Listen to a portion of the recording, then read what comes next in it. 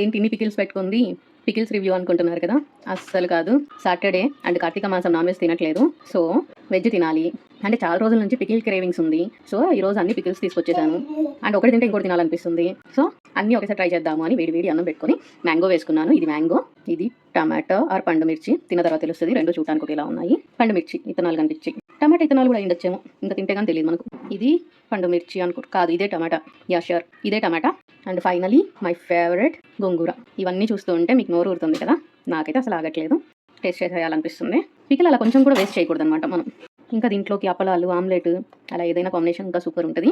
అసలు కలుపుతూ ఉంటేనే నోరు ఊరిపోతుంది. ఫస్ట్ ముద్ద గోంగూర ట్రై చేసేద్దాం.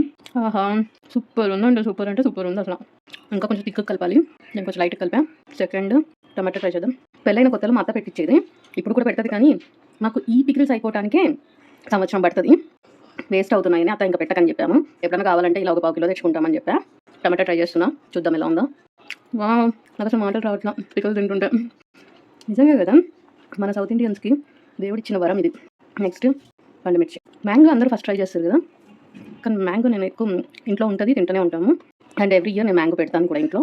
సో మ్యాంగో మీద నాకు అంత ఇంట్రెస్ట్ ఉంటుంది, కానీ మరీ కాదు. ఇవన్నీ అంటే అప్పుడప్పుడు తినేటివి కాబట్టి పండుమిర్చి ట్రై చేద్దాం ఎలా ఉందో. ఆహా, భలే కారం ఉంది. అంటే సరిపడ తినగలిగినంత కారం. భలే ఉంది అసలు టేస్ట్.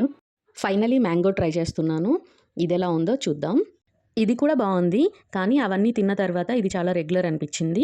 అండ్ నేను ఇంకా చాలా బాగా పెడతాను దీనికన్నా అని నాకైతే అనిపించింది. మీకు ఏ పికిల్ అంటే బాగా ఇష్టమో కామెంట్ చేయండి.